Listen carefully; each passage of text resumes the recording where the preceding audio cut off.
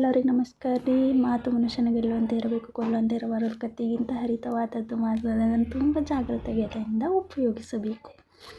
ಅರ್ಥ ಆಯ್ತು ಅನ್ಕೊಂಡೇನ್ರಿ. ಯಾರಿಗೆ ಅರ್ಥ ಆಗಬೇಕು ಅಂದ್ರೆ ಬೇರೆದವ್ರದ್ದು ಮನಸ್ಸು ನೋಯಿಸಿ ನಿಮಗೇನೂ ಸಿಗೋದಲ್ರಿ. 2 ಮಂದಿಗೆ ಒಳ್ಳೇದು ಮಾಡಿರಿ ಬೇಕಾದ್ರೆ, ಅಂದ್ರೆ ಕೆಟ್ಟದ್ದು ಮಾಡ್ಲಿಕ್ಕೆ ಹೋಗ್ಬೇಡ್ರಿ ಯಾರಿಗೆ ಭೀ ಮಾತಿಲಿಂದ. ನನ್ನ ದಿನಚರಿ ಭಾಳ ಇವತ್ತು ಸಿಂಪಲ್ ಇತ್ತು ರೀ.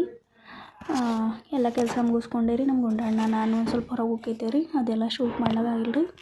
ಊಟ ಗೀಟ ಮಾಡ್ದಿರಿ, 1-2 ತಾಸು ಮಕ್ಕೊಂಡೇರಿ. ಚಹಾ ಮಾಡಿದಿರಿ, ಚಹಾ ಕುಡ್ದೇವ್ರಿ ಮಸ್ತ್ ಬೇಕಿ. ಗುಂಡಣ್ಣ ಭೀ ಚಹಾ ಬೇಕಾಗಿತ್ತು ಅಂತೇಳಿ ಅವ ಭೀ ಉಳ್ಳಾಡ್ಲತ್ತಂತಂದ್ರೆ ನೆಲದ ಮೇಲೆ ಎಲ್ಲ ನಂಗೆ ಚಹಾ ಕೊಡಲ್ಲ ನೀವು ಅಂತೇಳಿ ಅವ್ನಿಗೆ ಸಿಟ್ಟು ಬಂದಿತ್ತು ರೀ. ಇದೆಲ್ಲ ಆಗಿತ್ತು. ಅವ್ನಿಗೆ ಭೀ ಚಹಾ ಕೊಟ್ಟಿರಿ.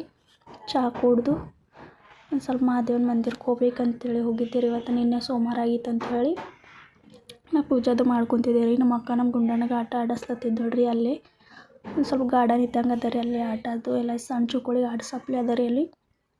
ಅಲ್ಲೇ ಆಟ ಅದು ಆಡಿಸ್ತೀವಿ ರೀ. ಅವನಿಗೆ ಆಟ ಆಡಿಸಿ ಮನೆಗೆ ಬಂದೆ ರೀ. ಮನೆಗೆ ಬಂದು ಒಂದು 10 ನಿಮಿಷ ಕುಂತು ಒಂದು ಸ್ವಲ್ಪ ರೀಲ್ಸ್ ಮಾಡ್ಬೇಕಂಥೇಳಿ ಅದ್ರದ್ದೆಲ್ಲ ತಯಾರಿ ಮಾಡ್ಕೊಂಡೆ ರೀ.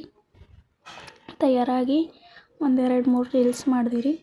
ರೀಲ್ಸ್ ನೋಡ್ಬೇಕಂದ್ರೆ ನನ್ನ ಇನ್ಸ್ಟಾ ಐ ಡಿ ಮತ್ತು ಯೂಟ್ಯೂಬ್ ಚಾನಲ್ ನೋಡಿರಿ. ಇದಾಗಿತ್ತು ರೀ ನನ್ನ ಸಿಂಪಲ್ ಮಿನಿ ಬ್ಲಾಗ್ ಇವತ್ತಿಂದ. ಇದೇ ರೀತಿ ನಂಗೆ ಸಪೋರ್ಟ್ ಮಾಡಿರಿ. Thank you so much.